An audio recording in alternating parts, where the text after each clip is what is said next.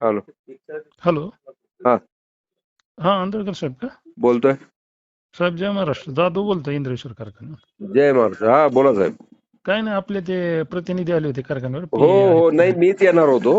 हो मी हो येणं बरं दिसत नाही, मी म्हणलं तुम्हीच जाऊन या. हो तर हो ते आता जे पत्र दिले त्याप्रमाणे तुमचं कधी काय होणार आहे तेवढंच सांगितलं तर बरं पडेल. तुमची हो. प्रोव्हिजन कशी आहे? 31ला साहेब आपलं संध्याकाळपर्यंत सगळं क्लिअर होईल. बर.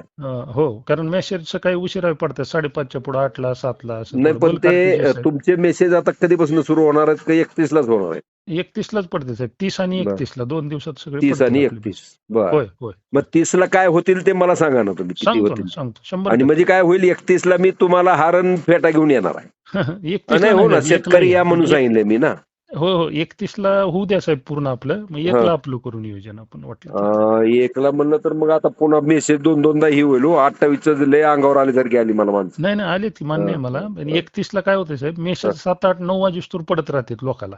मग बर. आपण मेसेज द्यायचा झालं म्हणून त्यांना मेसेज यायचा नाही बँकेचा. हा त्यामुळं हा. आमचं आता दरवेळेस बघतो आम्ही उशिरा 5:30च्या पुढे मेसेज पडते, कोऑपरेटिव्ह बँक असल्यामुळे जरा. बर बर हो हो हो. झालं की मी आपल्याला फोन करून सांगतो साहेब. बर. हो हो चालतंय. हो ठीक. हो सर.